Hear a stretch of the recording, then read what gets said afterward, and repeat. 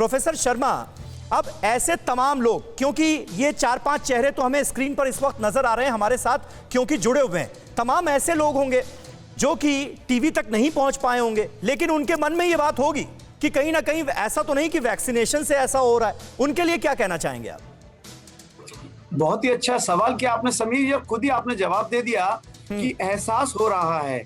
हाँ। यानी वैक्सीन से नहीं हुई है प्रॉब्लम, हो सकता है थोड़ा बहुत इलेक्ट्रिकल उनको या मैग्नेट की फील्ड उनकी बॉडी में ज्यादा हो। जैसे हम देखते हैं कि हम ईसीजी क्या करते हैं, कार्डियोलॉजिस्ट, आपको छाती में दर्द होता है, आप इस कार्डियोलॉजिस्ट के पास जाते हैं, वो क्या करते हैं, ईसीजी, इलेक्ट्रोकार्डियोग्राम, यानी कार्डियो यानी हार्ट के अंदर इलेक्ट्रिकल चेंजेस हम देखते हैं कि किस हिस्से के अंदर हार्ट के अंदर इलेक्ट्रिसिटी कम ज्यादा है। फिर हम देखते हैं कि उनका पेसमेकर काम कर रहा है कि नहीं कर रहा है, उनके हार्ट अटैक आया है कि नहीं आया है, उनको एंजियोप्लास्टी स्टेंट की जरूरत है कि नहीं। इसी तरह हम एक टेस्ट करते हैं एमआरआई, मैग्नेटिक रेजोनेंस इमेजिंग, उसमें हम क्या देखते हैं, बॉडी के अंदर मैग्नेटिक फील्ड किस तरह से चेंज हो रहा है। तो हमारी बॉडी में इलेक्ट्रिसिटी है, हमारी बॉडी में मैग्नेटिक पावर है, लेकिन कितनी है। हार्ट की सेल जिसको हम कार्डियो मायोसाइट बोलते हैं, उसके अंदर कितना है, -90 मिली वोल्ट से +20 मिली वोल्ट तक चेंज होता है, यानी बहुत ही हल्का इलेक्ट्रिसिटी। और अगर किसी व्यक्ति में वो थोड़ा बहुत ज्यादा भी है तो उसका वैक्सीन से कोई ताल्लुक नहीं है। वैक्सीन में सिर्फ एंड सिर्फ प्रोटीन जाता है, प्रोटीन बनता है, उसका मैग्नेटिक फील्ड से कोई वैज्ञानिक आधार नहीं है। मैं खुद लगा चुका हूं और हमने कभी पहले नहीं देखा, अब कहां से आ गया ये, और क्या ऐसा हुआ कि वो 2 घंटे के लिए मैग्नेटिक फील्ड रहा चला गया। तो ये कोई चीज लॉजिकल नहीं लगती, तर्कसंगत नहीं लगती है। ठीक है, राजनांदगांव से सुनीता जी हमारे साथ मौजूद हैं। सुनीता जी, क्या आपके मन में जितने भी सवाल उठ रहे थे ये मैग्नेटिक पावर को लेकर और इसका वैक्सीनेशन से क्या ताल्लुक, उन सारे सवालों का जवाब मिला या नहीं? नहीं, वैक्सीनेशन को मैं दोषी नहीं ठहरा रही हूँ। हाँ जो वैक्सीन लगाने के बाद मुझे जो इफेक्ट हुआ है, मैं उसके बारे में बोल रही हूँ जी। मुझे वैक्सीन जब 2nd डोज लगाना, उसमें हाथ में तकलीफ बहुत हुई है ना। और तकलीफ तो नॉर्मल है सुनीता जी, तकलीफ तो नॉर्मल है। बहुत सारे ऐसे लोग हैं जिन्हें वैक्सीनेशन के बाद हल्का सा पेन हुआ है उस जगह पर जहां वैक्सीन लगाई गई है हाथ में। हल्का सा पेन 1.5-2 महीने हो गया है वैक्सीन लगाने के बाद। अच्छा, अभी भी वो खत्म नहीं हुआ है, अभी भी पेन हो रहा है आपको? अभी भी जी।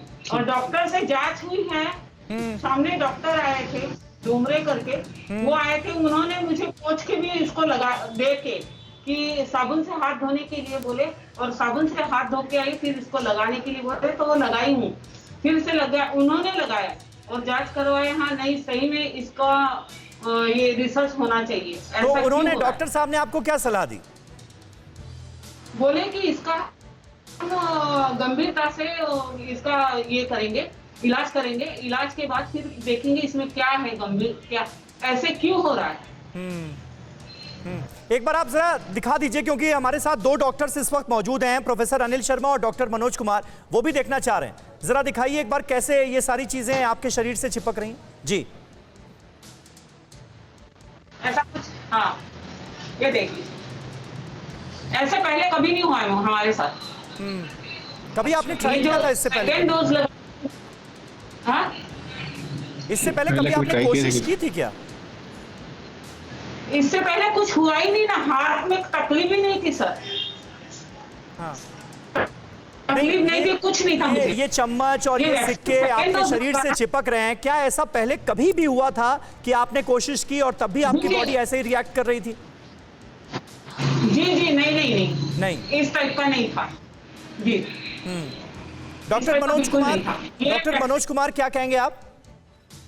देखिए समीर जी, ये इनका परसेप्शन है। मैं जैसा डॉक्टर अनिल की बात से मैं बिल्कुल सहमत हूँ। कोई भी वैक्सीन जब मार्केट में रोल आउट होती है या कम्युनिटी में आती है, पूरे ट्रायल्स के साथ आती है, इस तरह की कोई side effects, adverse effect after immunization का एक लिस्ट है।